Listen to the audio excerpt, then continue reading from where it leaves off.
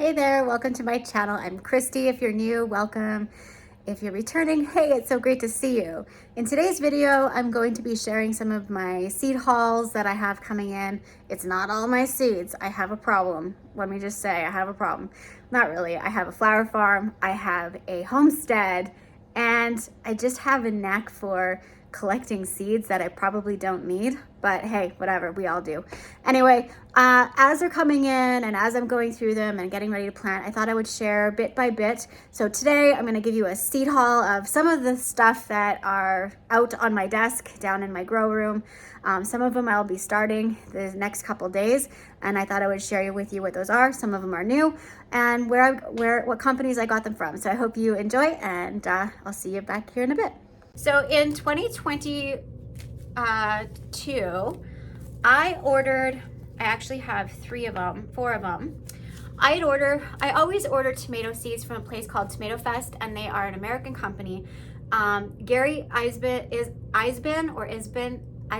can't pronounce it. They're heirloom tomato seeds. I love this company. This company is really, really wonderful. So each of these packets, they come with 20 to 25 seeds. This is a really, really nice Roma tomato. Everybody who tried these tomatoes last year, they said that they were the best tomatoes they've ever tried in their life. Now, I don't know if it was the growing conditions or what.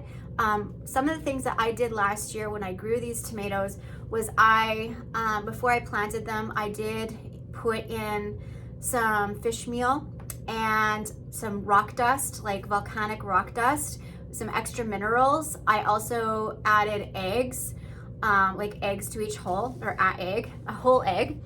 And I didn't water very often. I would water this. I planted them, companion planted the plants with the tomatoes with celery. So whenever we would get excess water, the celery would just soak all of it up, and then the tomatoes would stay pretty leveled out because we had a lot of flooding this year, and that was how I managed my groundwater in the in-ground greenhouse where I had these tomatoes growing. I don't know what they will grow like outside here in our climate. Remember, I'm in zone 2. Our year is about 100. We have a 100-day growing season, and we don't get very many hot days. We get like a month of warm days where it's like in the high 25s Celsiuses. So that's gonna kick on and be annoying. So moving on to some other tomato varieties that are new to me this year. Dr. Witchies or Weiches, I'm not sure how you say it. I hear it said so many different ways. I decided I would try these from Baker Creek. These ones, they grow like about 1 pound fruit, and they have a tangerine orange fruit. They are tropical sweet taste with heavy yield and very productive is what they say.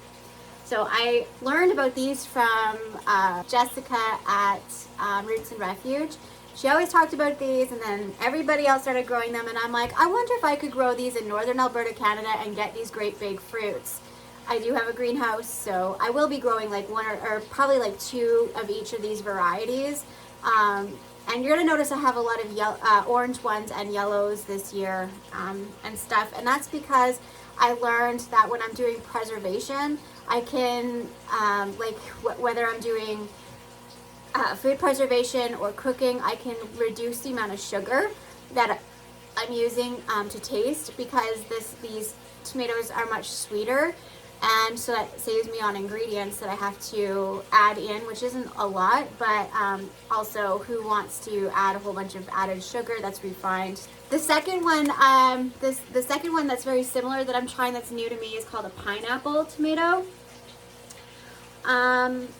I can't remember where I heard this from. I think it was like Stiver's Homestead. I think that's how you say it. But the packet says a gentle family favorite, very large to 2 pounds each. Yellow fruit has red marbling through the flesh, sweet, fruity, and prolific. So I'm really excited to give these ones a go. I'm really interested to know if Dr. Witchies does better or if the pineapple does better in our climate. And So I'm really excited to see how they do. This is my absolute favorite cherry tomato. I've grown it for several years now, and I usually could only get it in a mix, but I was able to find it as just one on its own, and so I was super excited I had to order it. I like to give these as gifts, like tomato plants as gifts. These are really, really good. Even just like a basket of cherry tomatoes of this variety, they're like candy. Road trips, I love them. So when we go boating, I'm the only one in our family that eats tomatoes, just fresh tomatoes. So when we go on road trips, I always harvest. Even if we're going boating, I always take a little basket of these type of tomatoes, and they're just like candy, so they're so good. So this is, it's a sunrise bumblebee tomato. They are luminous swirls of red and oranges inside and oblong cherries and out. They're sweet and have a fruity taste. They are so delicious. Really, really love them ones.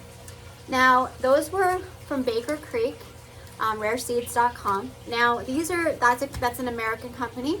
Now, I ordered also from this Canadian company where I'm in Canada. So West Coast Seeds, I ordered Black Crim.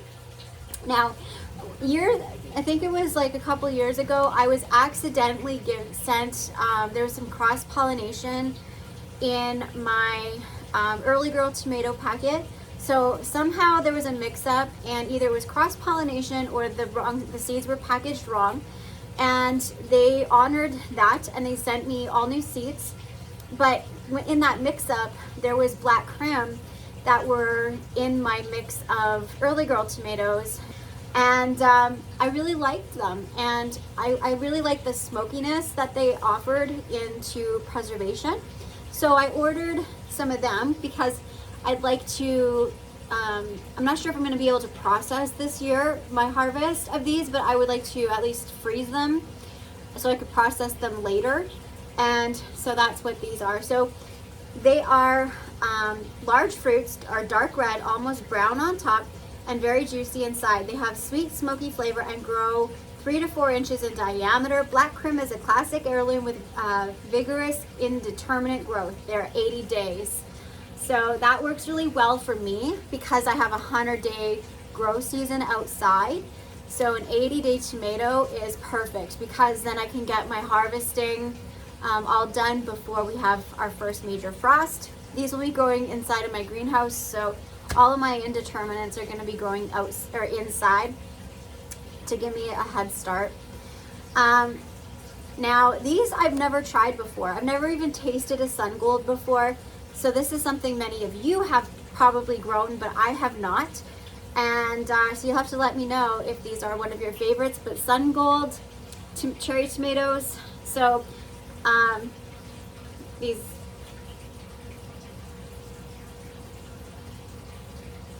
I'm imagining they're probably much comparable to the sunrise cherry tomatoes that I'm growing for the Bumblebee series. But these vine-rich, fruity, amazing, sweet little golden orange tomatoes droop in long trusses on vigorous vines that keep on producing all summer.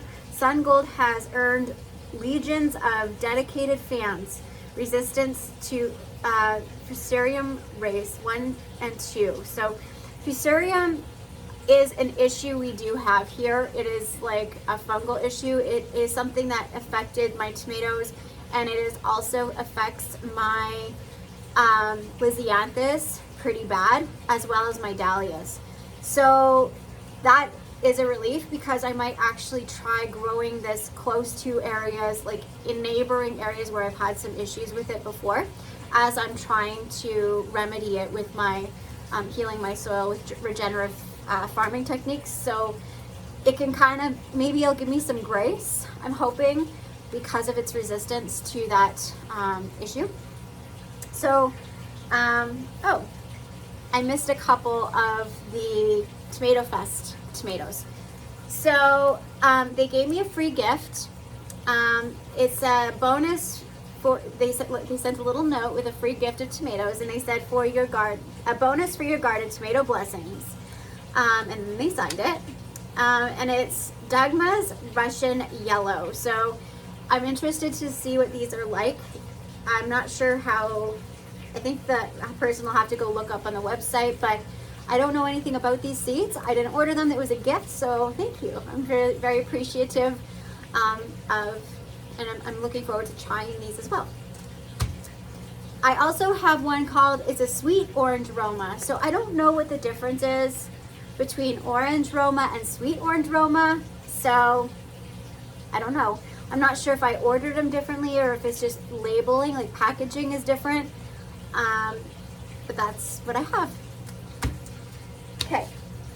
Next I have King of the North peppers. Now Nicole at Flower Hill Farm, I had pepper envy. I see her like row upon row and bucket upon bucket of these gorgeous peppers. And I'm looking at my pepper plants telling them, you're pitiful, you're disappointing me. So I figured if these King of the North do well in her climate, they should do great up here in Canada, right?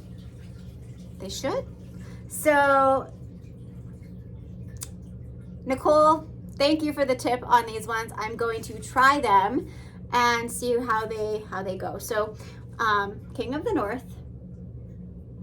Now these ones it is known for its ability to produce substantial blocky peppers in short, cool seasons. The plants are sturdy and upright with a thick-walled 3 to 4 lobe fruits that ripen from bright green to vivid red in 70 days. 70 days. So I have a 100-day growing season. I am going to try to grow these inside the greenhouse if I have room. 70 days. We'll see. We will see. So yeah, looking forward to them. I have one more West Coast seed. Now, I don't know if I'm going to plant these here or not. I wanted to get these going for 2 reasons: asparagus, but also as a cut flower. Asparagus fern is a really great filler flower. I don't know if I'm going to be planting these this year. I ordered them before we had, there's going to be some changes coming to the Hotchkiss Flower Farm and to this homestead this year, some very big ones. And I'm not sure if I'm going to be working on putting these perennials in the ground here or not. We'll see. We will see. So stay tuned. But these ones, these asparagus, my intention was to use them as cut flower and to establish the asparagus for eating for homestead use. And so this is this unusual F2 hybrid has earlier production and heavier total yields than some other varieties. 3 to 5 spears are produced from each mature crown, right? 3 to 5. These things are no joke. The spears are 1.5 to 2 millimeters, or 1/2 to 3/4 inch in diameter, with light bracts. They're an F2 seed.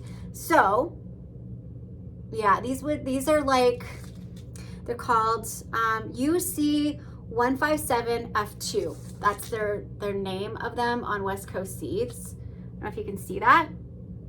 So these guys are no joke. They produce like crazy. I know a couple people that have these, and they produce. They're really great for both cut flower, to establish a patch for cut flower, but also to establish for fresh eating or canning, preserving, those kind of things.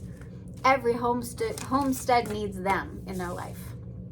Okay, go into Johnny Seeds, some of the stuff that came in. Now, I actually got a whole bunch more seeds from each of these companies, but the ones that are here are the ones that I didn't put into cold stratification. So I actually have a ton of seeds that come with all of these ones, but they didn't go into the fridge. And I'm not going to pull them out. I just wanted to kind of get through this little list here, but we'll start with some of the Johnny Seeds. These ones here are salt and pepper cucumbers. Now, I grew these last year in hanging baskets for snacking cucumbers, and let me tell you, like, they're a pickling cucumber, but I grew them as a snacking cucumber to eat when we're out working on the farm, or to take boating, road trips, those kind of things.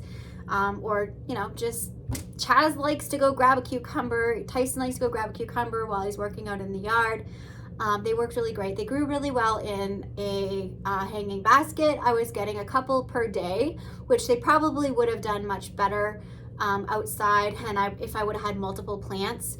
But I just grew them in a hanging basket, which you've probably recall this from last year if you've been here for a while. So these take 49 days to mature, and they're really delicious. I very much like them. It took, for most of the season, they didn't get bitter, and then they did start to get much more bitter once we got a lot of heat. That was just my inconsistency, I think, with watering. This is another one I got from Johnny's. This is Green Drops Ornamental Grass. Now this is my flower farm stuff. Now these guys are a 65 to 75 day cut flower for a filler flower, and they grow from 48 to 58 inches tall. Now this is what I'm growing these for my florists. Last year I supplied two local florists, and I sold every single stem I had on my property. I didn't grow enough flowers last year. So this year I'm also going to be providing florists with cut flowers, and I'm also going to be offering on the farm sales with either bouquet bars or appointment only kind of drop-in situations. If someone calls and says, hey, I need to cut some flowers and make a bouquet, or I need a bucket of this, I'll be selling that as well. So I need to have more, like a lot more. I'm also starting some eucalyptus. I'm actually going to be starting that this week here in the next couple days. Probably later today after I go get the kittens. They have a doctor's appointment. They're at the vet right now. The orphan kittens, if you recall, I bottle fed them. They were orphans, and I raised them from day-old kittens. They are getting the neuter today. So I will probably be doing some seed starting this weekend while I'm monitoring their recovery. But this is baby blue bouquet eucalyptus. They are 36 to 48 inches in height. They take 120 to 150 days. I will be starting these like ASAP. So I'm probably going to set those to the side so I don't forget. This is new to me. Sweet Annie. This is another one, thanks to Nicole at Flower Hill Farm. That girl can get me to spend money on pretty much anything. Like, if Nicole says it's awesome, I will spend $500 on it. Like, okay. So anyone else like that with their influencers? It's not that it's a bad thing. According to my husband, it might be, but to me, it's not. Like, I will buy every seed she says is cool. So anyway, Sweet Annie is one that I clearly recognize that I was missing out on. Sweet Annie is a 120-day variety. It is a filler flower, and it grows 48 to 72 inches high. You can use it in wreath making and stuff, which is something I'm lacking, so I wanted to put a great selection in there. I'm also probably going to be starting those, not like this week, but I'll probably be starting them in about 3 weeks as seedlings to transplant out. We're gonna go back to Baker Creek. So we had, since we're on flowers, these are new to me this year. I grew Scabiosa, but these ones I actually put in another order from Baker Creek just because I was just drawn to these so much. I love the color of them. They are Salmon Queen. This is, they say that it's an enchanting variety, is somewhere between a coral and a salmon pink. It reaches 32 inches tall with a strong wiry stem, fully double heads, making it an ideal for every day, from wedding displays to casual arrangements. This is a midsummer bloomer, and it will easily thrive in garden zones 3 to 8. Well, I'm a zone 2. So I'm really excited for these. Scabiosa were one of my best sellers, my best profitable crops here on my flower farm, alongside of a few others. I don't have my exact numbers, but I do know Scabiosa was in the top 5. So I'm very much looking forward to being able to grow some of them this year. This was something that Baker Creek sent to me. Do you guys know what it is?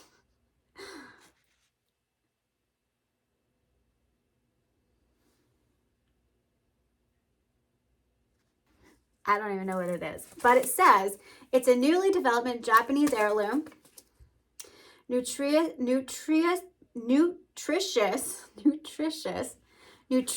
purple stems and dark green make a lovely contrast, and the delicate flavor is unparalleled, adapted to both extreme heat and cold.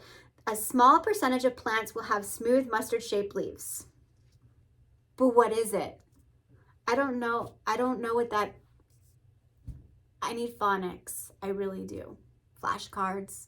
I can't read, you guys. I can't read. So these guys, I'm super stoked about these. I learned about twist snaps from Nicole at Flower Hill Farm. Again, I'm starting to think that Nicole should sponsor me because... just kidding. So one time on a video, I seen Nicole posting about, I think it was like a violet twist or like a purple, oh, it was purple twist. And I supply flowers to. They lost their mind when I was showing them this, like, look what she has, look what Nicole has, aren't they pretty? And they're like, what is that? Oh my God, I need that. And it's like, I can't grow it. I can't even find it. But I was really excited when I seen that cherry twist was on the market from Baker Creek. So of course I had to put in a third order from Baker Creek this year to buy these. So I'm really excited to see how those turn out. I think my florists are gonna really enjoy these. I really hope that they're scented like some of the other ones that I grow. So these are an 80-day. These are an 80-day gorgeous tall flower spikes are bicolored in cherry red and buttercream. Plants reach 20 to 24 inches tall and are ideal for beds, borders, containers, and the cutting garden. These beautiful bicolored blooms are also edible. Use them to decorate baked goods, toss into salads, and more. So I'm really looking forward to that. And one of my favorites, one of my absolute favorite floral, like filler flowers, yarrow. So this is called Flower Burst Fruit Bowls yarrow. Sorry, that's kicking on. It kicks on every 15 minutes. So Flower Burst Fruit Bowl yarrow is a perennial to zone 2 to 9. So I'm a zone 2. Perfect. I'm going to be establishing these for sure this year in my garden. So the large 2 to 4 inch pollinator friendly flowers, they umbrella range to color from cream and lemon to raspberry, cherry, and salmon, making a stunning summer display. The 2-foot tall plants have very strong, sturdy stems that are ideal for floral design, but you'll want to leave these plenty of blooms for the bees. Now, with yarrow in my climate, they do amazing. I had days where we got down to negative 10 degrees Celsius in the evenings, and the plants kind of went whoop, like their little leaves just kind of like went flat down, and they still continue to grow. Like once it warmed up, they kept pushing blooms. They kept growing, and I was cutting right up until I got to like -20. I was cutting inside, outside. They were just like beasts. So yarrow is one for the win for the flower farm up here. Didn't have a lot because the chickens took them out, and my neglect and irresponsibility going boating and other things that I probably should not have been doing instead of working on my farm and making it more efficient. I neglected them, and I lost some because I do stuff like that sometimes. But the ones that I did have and the ones that did produce and such, they did very, very well.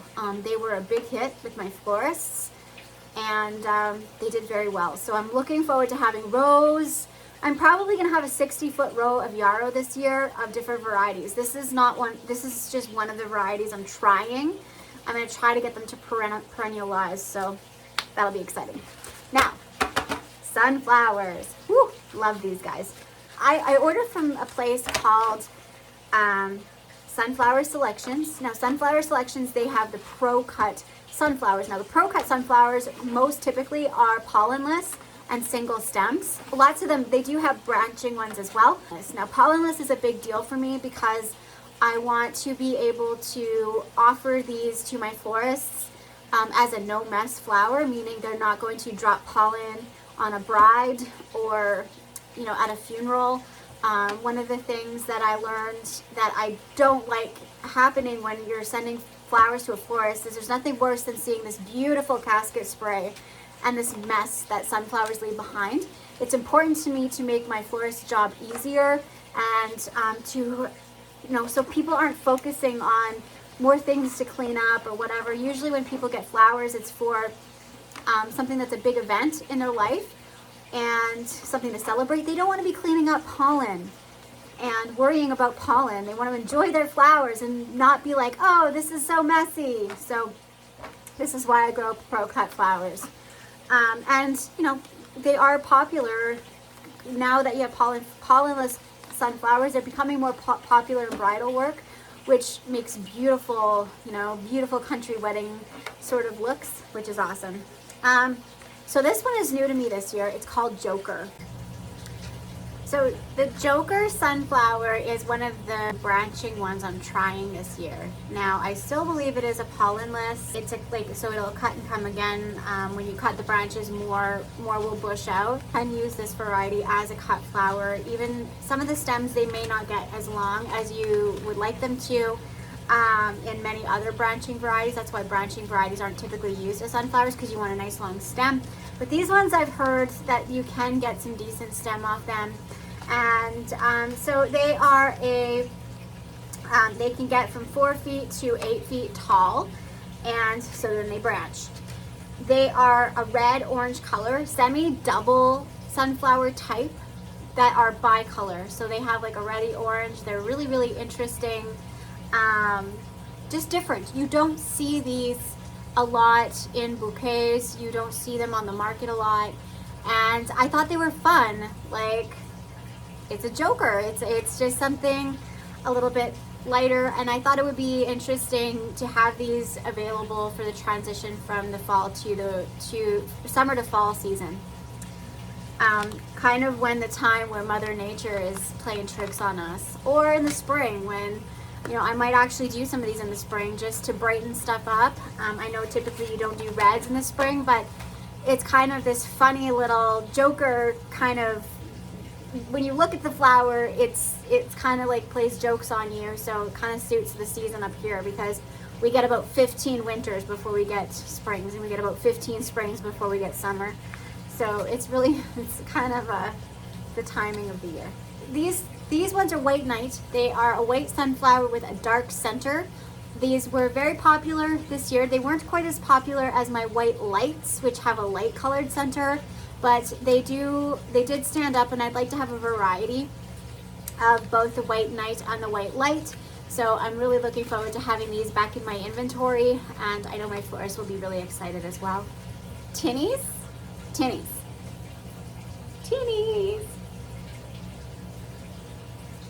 So the tinnies are a perfect burst of mixed color in short stature branching plants. So I guess these are also branching.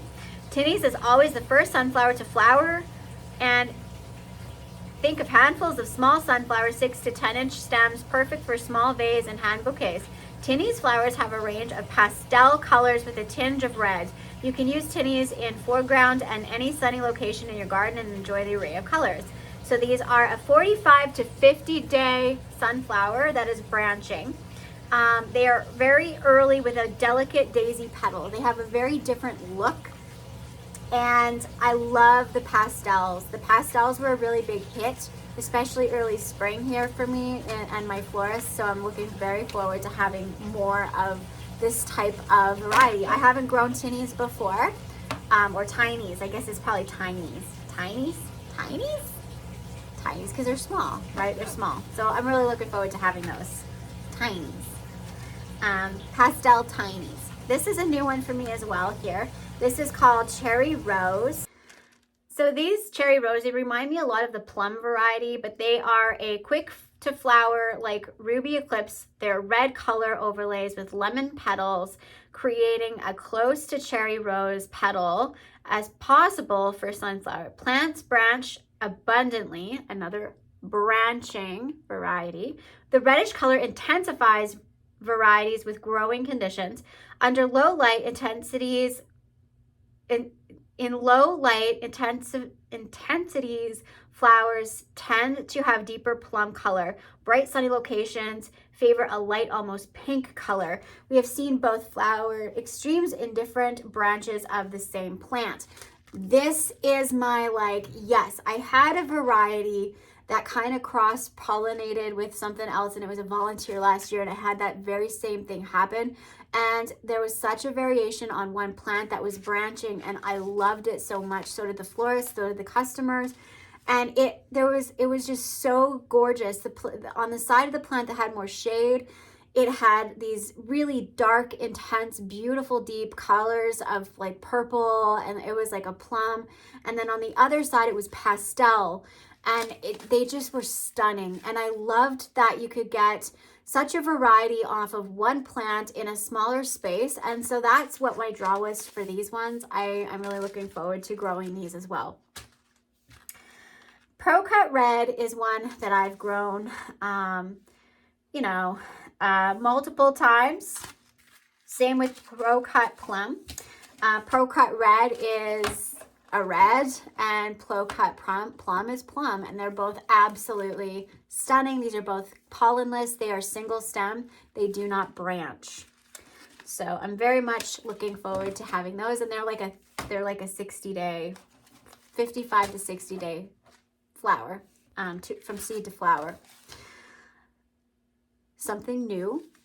I'm so excited for these guys. So excited. So this one is called Little Becca. Goodness gracious, isn't this look at this thing. It's just gorgeous. I love the color of it. So the Little Becca, the product information says it took us a long, the product information on the website for Little Becca says, it took us a long time to name this new dwarf branching sunflower. When we first saw it, we thought it looked like Rudbeckia. I struggle with Rudbeckia because we don't have a long enough season. So that was really appealing to me because everybody loves Rudbeckia, but me here up in the north, I just don't have good luck with it because we're too cold. We don't have a long enough season for Rudbeckia to really get going. During the development, we nicknamed it Becca. Finally, we decided to name it what we call it, Little Becca. This really unique sunflower forms a knee-high mat of bright orange, pollenless red flowers on its branches. The central head opens first, and numerous branches just keep flowering until all you see is red. It is the greatest contrast with any of our other short sunflowers. Try it with a firecracker or orange hobbit. So the color is red and the face color is dark. It has no pollen. It is a branching. It's early. It grows 1 to 2 feet tall. And it gets bushy. So I'm really looking forward to it. For cut flower, it's kind of risky because it doesn't get that tall, and because it's branching, it's like, uh-oh. But, when we're doing little centerpieces or teacup arrangements, a person could use stuff like this. They come in handy. I use short stems more than you would think when it comes to floristry, or my florists do. They use short stems in a lot of their arrangement work when it comes to doing funeral or like casket sprays. They don't require long stems to do those works. And so stuff like this that you can get away with having something that's very unusual and unique and has such a great growing, great turnaround time, and is something that they want to work with, that is beautiful and stunning and less expensive than some of the other options available. Like up here, Rudbeckia is not cheap to get your hands on. Okay, final sunflower is called Chianti. Now this one's like black. Like it looks black. This sunflower was the first pollenless red sunflower known for having a solid red petal on purplish stems. Over the years, sunflower selections have continued to purify its color so that it continuously produces superb flowers and long branches. Our red sunflowers are truly the best in the industry. Try Moulin Rouge too for a slightly more vigorous red sunflower. So these are a branching variety. I'm growing a lot of branching varieties this year. They are red, dark red. They have no pollen. So I'm super stoked about these. I think that'll be a really beautiful, another beautiful addition. I did use a lot of branching sunflowers this year in my cut flower farm.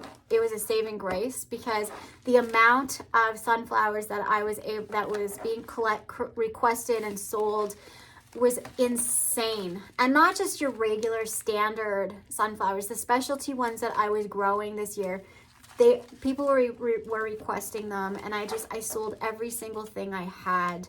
So this year, it's going to be nice to be able to multiply the volume that I'm able to sell, not just with single stems. Take some workload off of me for doing all the extra planting and minimize the footprint that I'm putting into my garden by doing some branching varieties, even though I am going to compromise with shorter stems. The market that I'm serving requires some shorter stems for the work they're doing. It doesn't make a difference whether they have a long stem sunflower or a short stem sunflower. As long as it's more than 8 inches, they're happy with that, because they cut them down and they only need them like that long sometimes when they're doing certain works when it comes to using foams that they're putting into a foam for a funeral spray, like a casket spray or a wreath or something for a display at a service, those kind of things. So it works out well for me to be able to use branching because I don't require having these long stems. My florists are very happy with just having something that is unique and beautiful, doesn't make a mess, and has a long base life. So that's what I heard the call. I seen what they were using, what they wanted, what they required, and I went with it. And so I'm really excited to try these different varieties this year. Are you growing any of the varieties that I'm growing this year? I'd love to know. Anyways, I hope you have a great day. I hope you found today's video interesting and entertaining, and I'm going to get to work. I have a ton of stuff to do, and I think I need to go get some kittens from the vet who are going to probably be really snuggly after they had their snip procedure done today. So I'll go do that. And it's starting to snow. We have a freezing rain warning, so that should be fun. Anyways, much love, you guys. Thanks for watching. I'll catch you in the next one. Bye for now.